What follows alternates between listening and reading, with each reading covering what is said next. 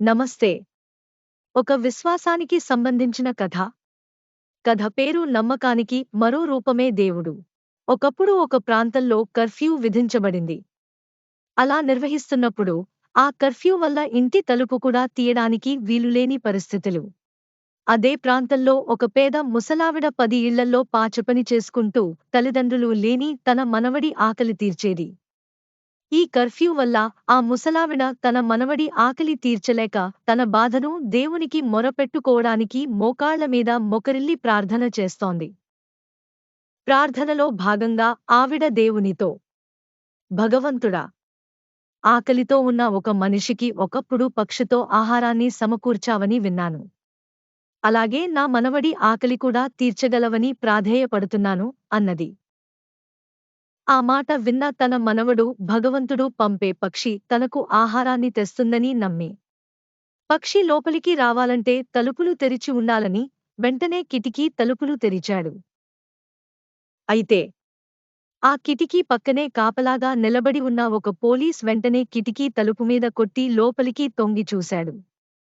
లోపల ఓ పసి పిల్లవాడు బిక్క మోహం వేసుకుని అతనివంక బెదురుగా చూస్తుంటే ఆ పోలీసు, ఏరా, తలుపెందుకు తీశావ్ అన్నాడు. ఆ పిల్లవాడు, మా బామ్మ దేవునికి ప్రార్థన చేసింది. దేవుడు పక్షితో ఆహారం పంపుతాడని అంటుంది. అందుకే కిటికీ తలుపు తీశాను అన్నాడు.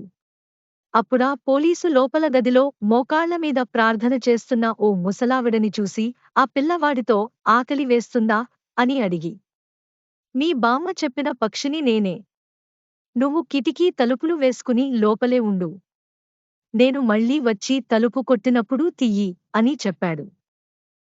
ఆ పోలీసు ఒక మూసి ఉన్న పచారీ కొట్టు తీయించి పప్పులు, ఉప్పులు, బియ్యం అన్నీ తీసుకుని ఆ రోజుకి తనకిచ్చిన భోజనాన్ని కూడా తీసుకెళ్లి ఆ పిల్లవాడి ఇంటి కిటికీ దగ్గరికి వెళ్లి తలుపు కొట్టి అందించాడు. ఆ ముసలావిడ ప్రార్థన విన్న దేవుడు ఆ పోలీసు ద్వారా ఆకలి తీర్చాడు. ఒకరిది ప్రార్థన, ఇంకొకరిది విశ్వాసం, మరొకరిది ప్రేమ పూరిత సహాయం. దిక్కు లేని వారికి దేవుడే దిక్కు. ముసలావిడ ఆ సమయంలో ఏ విధంగానూ అవకాశం లేకపోయినా దేవుడు చేసిన మహా అద్భుతాలను గుర్తు చేసుకుంటూ స్తుతిస్తూ చేసిన ప్రార్థన. నమ్మకం, ఆ చిన్న పిల్లవాడు తన మామ్మ చేసిన ప్రార్థనకు దేవుడు సమాధానమిస్తాడని నమ్మి కిటికీ తెరిచి మరీ వెతకడం. నమ్మకానికి మరో రూపమే.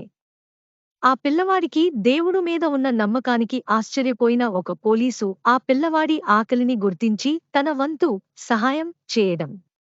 పాలలో పెరుగు, వెన్న, నెయ్యి దాగి ఉన్నట్లు నీ నమ్మకంలో ఎన్నో మహా అద్భుతాలు దాగి ఉన్నాయి. అవి చూడాలంటే కాస్తంత ఓపిక, మనోధైర్యం, కష్టపడే తత్వం ఉంటే చాలు. భగవంతుడు లేనిదెక్కడ. సర్వం శ్రీకృష్ణార్పణమస్తు. దయచేసి లైక్ చేయండి, షేర్ చేయండి మరియు సబ్స్క్రైబ్ చేయండి. ధన్యవాదాలు.